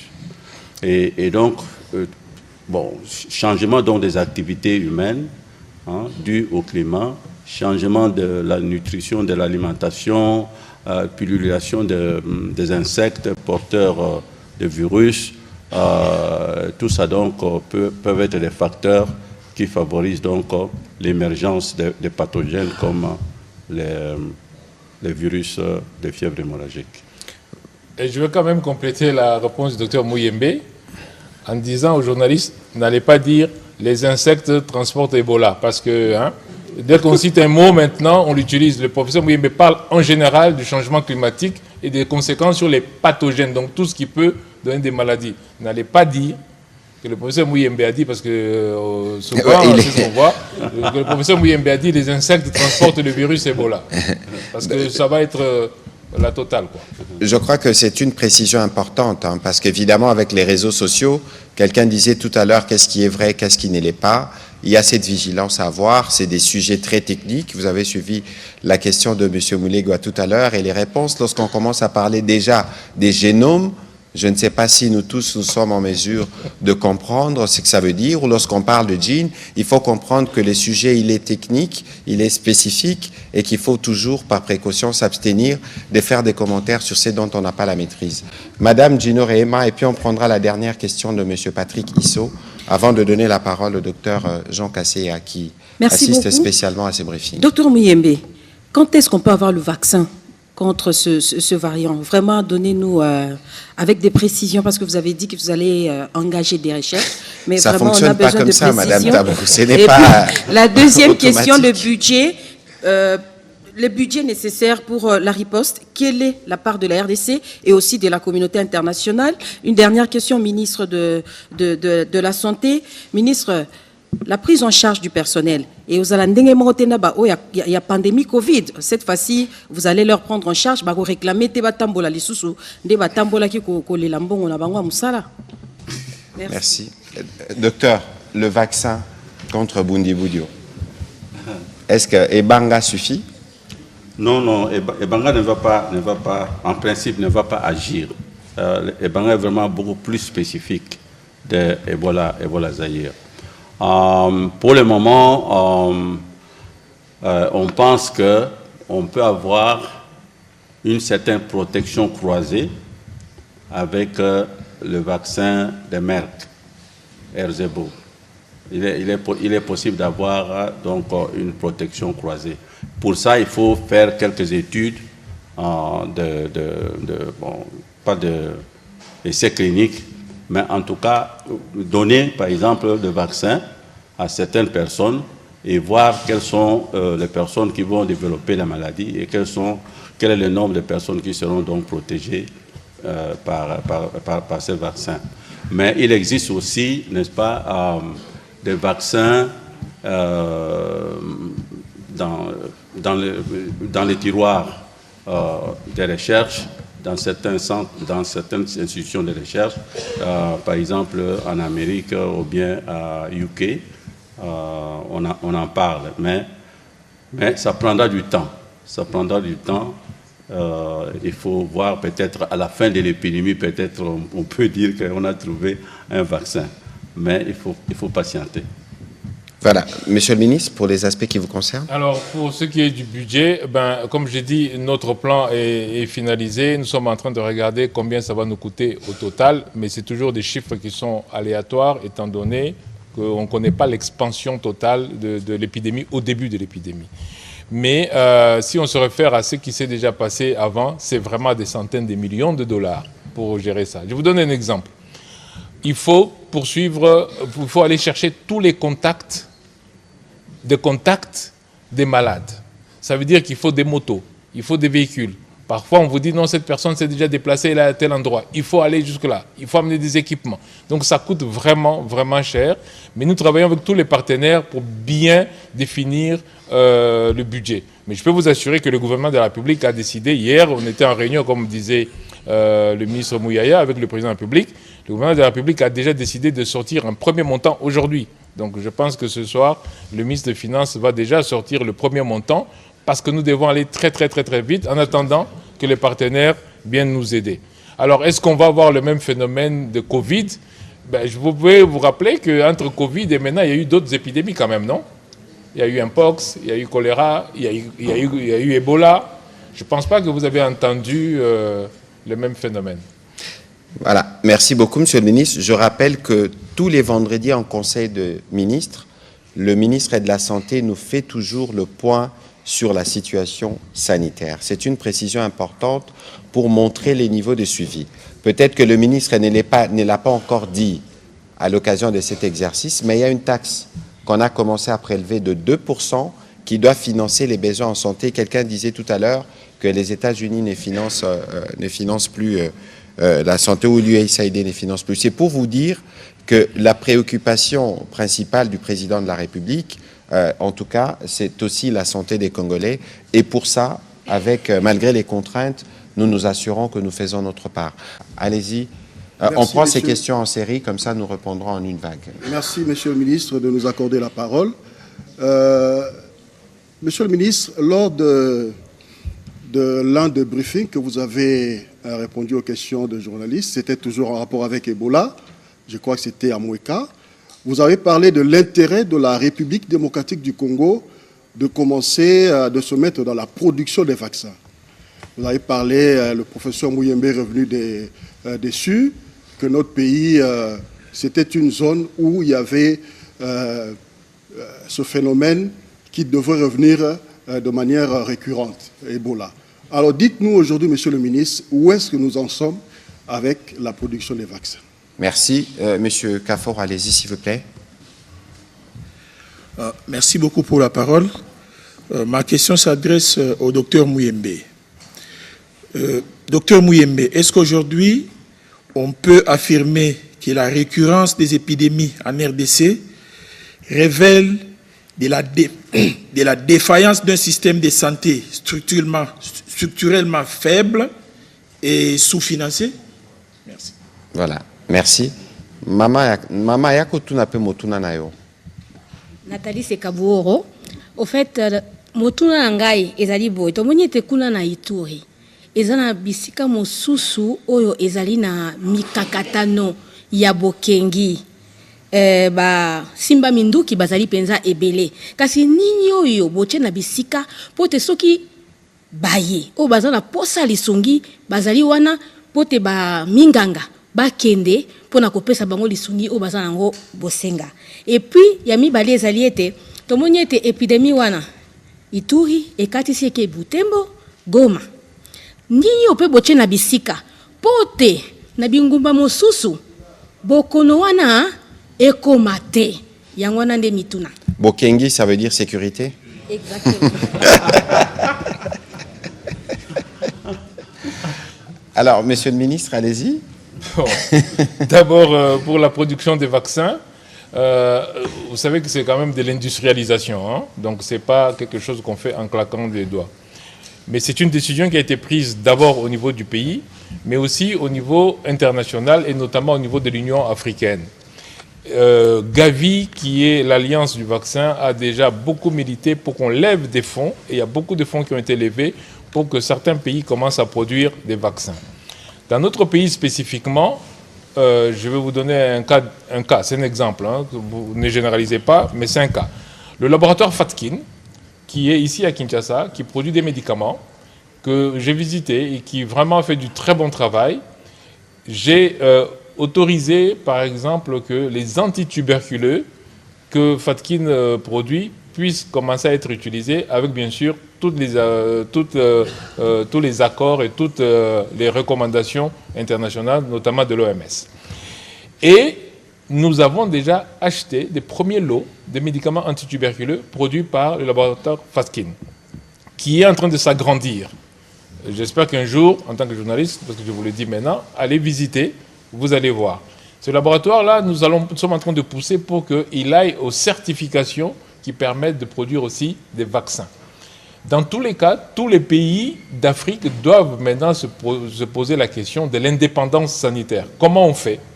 Parce qu'il suffit qu'il y ait un blocus, soit à cause d'une épidémie, Covid ou Ebola ou la guerre, pour que nous puissions nous retrouver sans ressources, notamment sans produits médicaux, que ce soit les vaccins ou les médicaments. Donc vraiment, c'est un processus qui est en cours et soyez certains qu'il est déjà enclenché et vous pouvez vérifier donc cet exemple-là du laboratoire Fatkin. Donc nous sommes vraiment engagés là-dedans parce qu'on n'a pas de choix de toutes les façons. Et ça va nous coûter moins cher. Et puis surtout, nous allons collaborer avec d'autres pays qui sont déjà aussi en processus parce qu'on ne va pas produire tous les vaccins. On va probablement se répartir les zones en disant vous produisez celui-là, nous on produit celui-ci, de telle sorte que ce soit plus cohérent. Mais l'Afrique doit produire ses vaccins grâce à ses propres fils, mais aussi grâce au soutien des partenaires multinationaux. Maintenant, oui. Le docteur souhaite. Oui, mais est-ce que vous savez qu'à l'époque coloniale, on produisait du vaccin antivariolique à Boma, à Kisangani et peut-être aussi à Bukavu. On produisait le vaccin ici. Ouais. Donc ce n'est pas impossible que nous puissions, n'est-ce pas, remettre les choses en place et produire le vaccin. Par exemple, le vaccin de la rougeole ou bien de la polio. Nous, on produit les virus de la polio au laboratoire. Et donc, nous pouvons facilement donc, produire, n'est-ce pas, le vaccin. S'il y a un soutien. Voilà. Encore une fois, l'investissement, c'est très important. Alors, vous faites, Monsieur le ministre, peut-être qu'on reviendra sur vous, mais vous faites une parenthèse en parlant d'investissement. La question d'Olivier Kaforo disait justement récurrence de virus parce que sous-financement au niveau de l'UNRB. Bon, est-ce qu'il y a un lien? Bon, il n'y a pas de lien direct. Hein. L'INRB peut être très performant, mais les épidémies arrivent à Mungwalu et à Rwampara. Ce n'est pas ça. Mais nous, bon, je pense que vous faites allusion à ce que j'avais dit il y a quelque temps. Moi, je disais ceci. Pourquoi les épidémies en RDC sont détectées en retard, ou bien avec beaucoup de retard, alors que la surveillance épidémiologique, en fait, c'est l'affaire de tous. Ce n'est pas seulement l'affaire du ministère de la Santé. Donc, nous avons des députés et des sénateurs qui sont en vacances, par exemple... dans leur circonscription. Oui. Et qu'il y a des morts là-bas, mais il ne faut aucun signe pour alerter le ministère de la Santé. Nous avons des églises. Par exemple, à Kikwit, en 1995, l'alerte était donnée par l'évêque de Kikwit, Monseigneur Mounoune. Moi, je suis parti à Kikwit parce que c'est Monseigneur Mounoune qui m'avait appelé. Vous voyez? Les gens de l'ANER qui sont partout. Il y a vraiment une mortalité. 80 personnes meurent dans un district ou bien dans une province et on garde silence. Vous voyez? C'est un peu ça. Bon, et puis, bien sûr, notre système de santé privilégie toujours le haut niveau. Donc, la direction générale, etc. Mais dans les zones de santé, souvent, ce n'est pas appuyé. C'est pas appuyé. C'est un peu ça la faiblesse de notre système de santé. Bon, je dis ça, le ministre va peut-être me corriger, mais c'est ce que nous voyons. C'est ce que nous voyons. Évidemment, il y a un grand défi parce qu'il faut donner de la bonne santé à 100 millions de Congolais. Et ce n'est pas toujours évident, Monsieur le ministre, mais on installe des laboratoires, vous avez dit... Non, mais au-delà de ça, il y a vraiment c'est une vraie question qui est posée par rapport à la surveillance communautaire. Nous sommes en train d'engager en juillet. Donc en juillet, ils sont engagés 60 000 relais communautaires. Vous savez, les relais communautaires, ils étaient des bénévoles. Alors moi, j'ai décidé, depuis que je suis arrivé, que ce n'est pas possible de continuer à faire travailler des gens bénévolement, et donc ils ne sont jamais là, vous ne pouvez pas leur donner de responsabilité. Donc nous avons décidé que les relais communautaires deviennent vraiment, donc c'est-à-dire la base, deviennent vraiment la fondation du secteur de la santé, et on engage 60 000 relais communautaires, et c'est l'UNICEF qui est en train de travailler avec nous, nous sommes en train d'identifier déjà toutes les personnes. Nous avons déjà fait le plan pour que, parce qu'on a l'expérience de Ebola, Boulapé, mais on avait l'expérience d'Mpox, on avait l'expérience de choléra, donc on voit le besoin de la surveillance communautaire au travers des relais communautaires qui surveillent une fraction de la population de manière permanente. Comme ça, il y a un décès, on le voit, il y a un enfant qui est mal nourri, on le voit, il y a une femme enceinte qui est là-dedans, qui n'est pas suivie, on le voit, par le relais communautaire, et quand ils sont digitalisés, ça nous permet d'avoir l'alerte quasi immédiatement parce qu'ils sont reliés. Mais ça, encore, c'est un autre débat sur la refondation du système de santé dans laquelle nous sommes vraiment engagés. Alors, likambo lobaki ya bato yo baza na bisika bitumba yali yambo na lingina lobaki bomoni na Goma que ba nguna leo ba monika ke makambo baby bakangi frontière pona ba taxe bakanga frontière te hein Yako iba mais pona Ebola bakangi frontière elingo la kisa ezali neti omoni na esika bandeke bayali basoso bayali soki okomi wana otali ozomona bandeke bazolia basoso bazolia mais moko azawana soki baby kaka apumbu akei donc bato wana bakopumbwa bakokende basoso bakotikala donc kolomboka bakotikala donc tozala ekenge na eloko wana mpona Ituri boyebi ke gouverneur aza kuna aza militaire donc yende azotala makambo ya comment on a dit le mot là Bokengi. Ah, Bokengi. Gouverneur militaire mutu azotala makambo ya Bokengi. Tosolaki na ye, tozwi mikano o tozwi, mais toko ebisa bino te, poso to ebisa bino bango pe bakoyeba te. Donc il est vrai que tozotala makambo wana tozolanda ngo penza sérieusement parce que eza population na biso, eza la base à côté na biso, eza la base à côté ya na ngambo kuna esika banguna bayali, ezali population na biso. Yango wana pona Goma et un laboratoire na biso mutu moko atunaki awa est-ce que le laboratoire à Goma makambo ezolo ba wana eza solo est-ce qu'ils sont en contact. C'est un laboratoire très performant au Tochaki après nini il y a 2018 2019 2020 après Ebola wana nde Tochaki laboratoire wana eza na même niveau quasiment que ezali awa donc eza performant mais eza laboratoire na biso kutu professeur Muyembe mutu akendaki ko luka yango aye nango donc eza bango te eza biso mais pe bato bazosala kuna baza na biso. Donc, toyebi, ba résultat negezo bimakuna. Mais wana, il faut ba négociation mususu ezala, pena ba partenaire na biso, oyo ba koyebi sa bango, botika buzo ba nabino wana, il faut to sunga bato. Voilà. Merci beaucoup, Monsieur le Ministre, pour la clarté de votre réponse à ces sujets. Nazaki koloba wa mama Nathalie, nakobakisa mingi mingi na makambo etali Goma. Ba oyo, bazo bebisa bokenge amboka, ba Rwandais, o bazo agressé biso. Ministre à Santa Alobiawa, tango ba épidémie yaka, bakanga ka frontière te. Kokango bango bakangi frontière et la kisi ke eloko bango ba lekisaka na frontière ezaka koyiba. Ba minerai bankita na biso. Kasi makambo etali santé ya ba congolais neti na baka oyo. Bazui frontière bakangi. Boyebi ke likolo na bango baboya tout ça la plan humanitaire au tozaka nango aéroport bon ya Goma eza kokanga bolo banabiso sikoyo soki docteur Muyemba lobi fatinda ba expert kuna bakokende ndenge nini yango tolobi solution motu ya pona biso poto bunda na makambo malamu il faut banguna babima batika biso to gérer mboka o ya biso na épidémie oyo ezo toucher ba congolais. Po bomo ya ba congolais et talibangote. Bauti ko pesa démonstration à Sika. Voilà. Monsieur le ministre, c'était un peu long, mais c'était essentiel.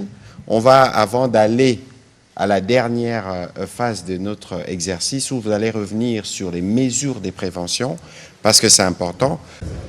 On va terminer cet exercice. Il a parlé tout à l'heure des gestions transfrontalières. Les derniers points, c'est évidemment le point de la prévention. Est-ce que pour lutter contre la propagation de ces virus. Certains disent qu'il faut faire un confinement. D'autres disent qu'il faut fermer les aéroports. Vous dites quoi, ministre de la Santé? Alors, je dis que je respecte le règlement sanitaire international qui dit qu'il ne faut pas confiner, il ne faut pas fermer les frontières et il ne faut pas fermer les aéroports. L'expérience, comme on a dit, on a déjà eu, ça c'est 17e Ebola. Quand est-ce que nous avons fermé nos frontières? Je me rappelle Goma, où nous sommes partis plusieurs fois avec le professeur Muyembe à l'époque, 2019, on est partis plusieurs fois, mais on n'avait pas fermé. Et pourtant, à ce moment-là, on n'avait pas de vaccin, on n'avait pas de traitement, et c'était une maladie très très contagieuse. À l'époque, c'était Zaïre, et on a eu plus de 3000 malades, et on a eu plus de 2000 morts. Mais ce sont les mesures de santé publique, et je répète encore, ce sont les mesures de santé publique qui vont nous aider à gérer. Est-ce qu'on peut nous mettre sur l'écran les mesures de santé publique pour ceux qui nous suivent à la maison? Évidemment, on fera beaucoup plus de communication à propos. La première des choses, gardez à l'esprit que, en gros, il y a 3 modes de contamination. Pour attraper une maladie, il y a 3 modèles, une maladie infectieuse. C'est soit on boit de l'eau contaminée, donc choléra et toutes les maladies diarrhéiques, soit on respire de l'air contaminé, Covid, soit on touche des substances contaminées, c'est le cas d'Ebola. Et donc, c'est une maladie de transmission par contact. Donc, plus on va éviter le contact, moins on va être exposé. Surtout le contact avec quelqu'un qui est déjà malade. Surtout le contact avec quelqu'un qui est mort de cette maladie-là parce qu'il a plein de substances autour de lui qui contiennent le virus. Donc, se laver les mains le plus fréquemment possible pour enlever le virus qui est sur les mains, éviter le contact avec les personnes qui sont malades, et quand on a un décès, il faut absolument recourir aux services de santé parce que nous faisons des enterrements sécurisés. Nous avons les moyens, nous, d'enterrer sans contaminer. Ça, c'est très important.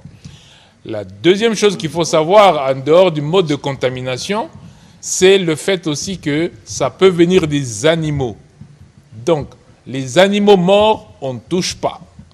Les animaux, enfin, en tout cas, les gens qui mangent la viande de brousse, on prépare sérieusement cette viande avant de la manger.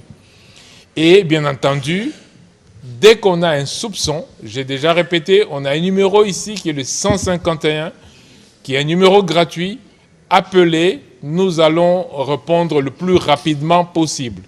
Parce que dès qu'on est au courant, on va diagnostiquer toutes les personnes qui sont autour et on va rompre la chaîne de contamination. Voici ce que je peux donner comme instruction au niveau du secteur de la santé ce soir. Docteur Muyembe, est-ce que vous avez un complément maintenant sur les mesures préventives? Qu'est-ce que vous pouvez dire aux Congolais à votre tour? Ce sera votre mot de la fin. Je pense que le lavage des mains, c'est très important. Parce que le lavage des mains vous protège vis-à-vis des maladies des mains sales, notamment le choléra, vis-à-vis de Covid et vis-à-vis d'Ebola.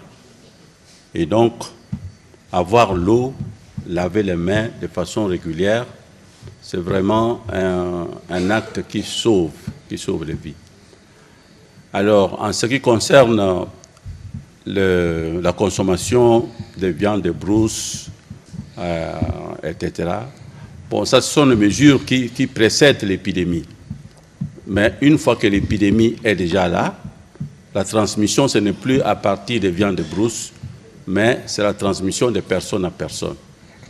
Mais la viande de brousse, c'est une précaution que vous devez prendre avant qu'il y ait épidémie. Avant qu'il y ait épidémie.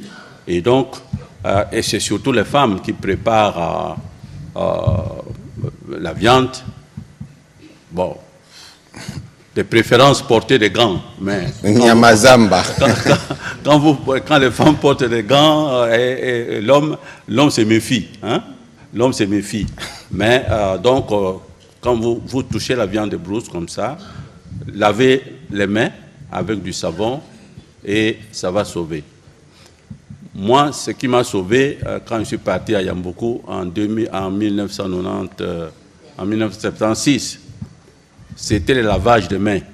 Parce que quand je prélevais des échantillons de sang, quand je retire l'aiguille, le sang continue à couler.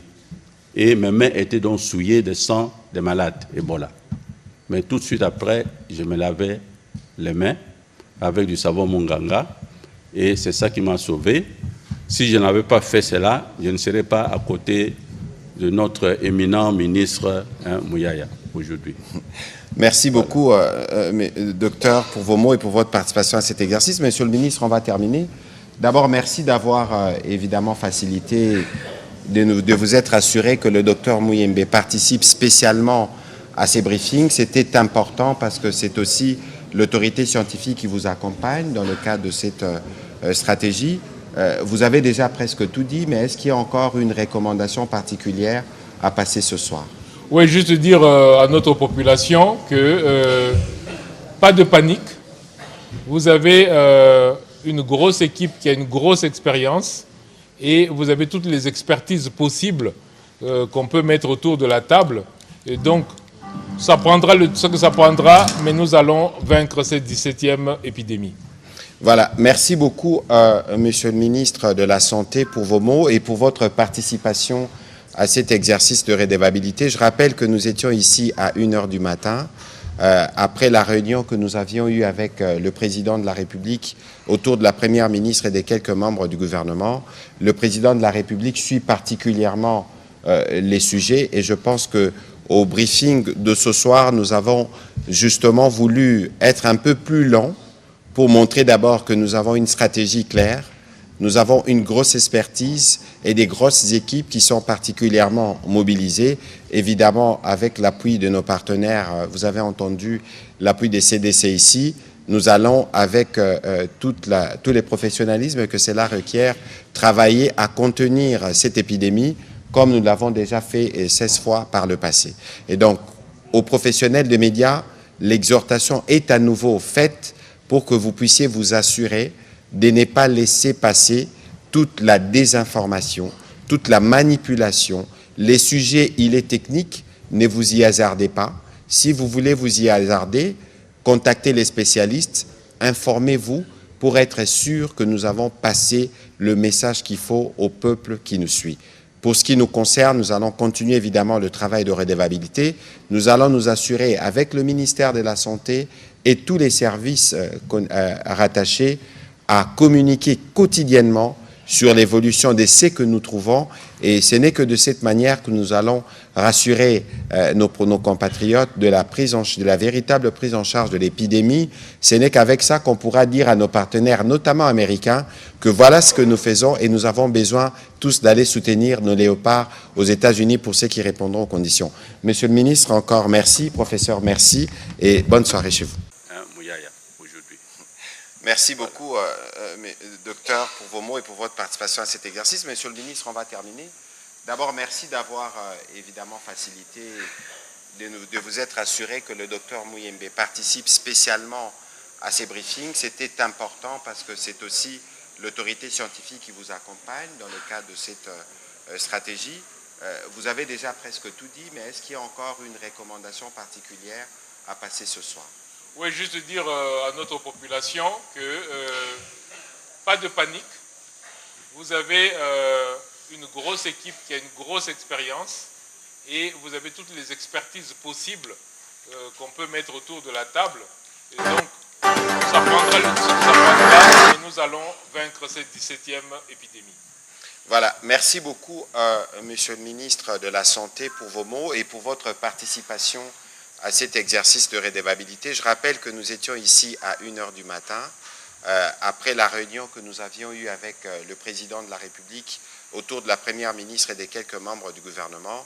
Le président de la République suit particulièrement les sujets et je pense qu'au briefing de ce soir, nous avons justement voulu être un peu plus lents pour montrer d'abord que nous avons une stratégie claire, nous avons une grosse expertise et des grosses équipes qui sont particulièrement mobilisées, évidemment avec l'appui de nos partenaires. Vous avez entendu l'appui des CDC ici. Nous allons, avec tous les professionnalismes que cela requiert, travailler à contenir cette épidémie comme nous l'avons déjà fait 16 fois par le passé. Et donc, aux professionnels de médias, l'exhortation est à nouveau faite pour que vous puissiez vous assurer de ne pas laisser passer toute la désinformation, toute la manipulation. Les sujets, il est technique, ne vous y hasardez pas. Si vous voulez vous y hasarder, contactez les spécialistes, informez-vous pour être sûr que nous avons passé le message qu'il faut au peuple qui nous suit. Pour ce qui nous concerne, nous allons continuer évidemment le travail de redevabilité. Nous allons nous assurer avec le ministère de la Santé et tous les services rattachés à communiquer quotidiennement sur l'évolution de ce que nous trouvons.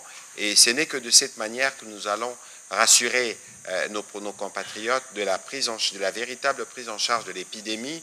Ce n'est qu'avec ça qu'on pourra dire à nos partenaires, notamment américains, que voilà ce que nous faisons et nous avons besoin tous d'aller soutenir nos léopards aux États-Unis pour ceux qui répondront aux conditions. Monsieur le ministre, encore merci. Professeur, merci et bonne soirée chez vous.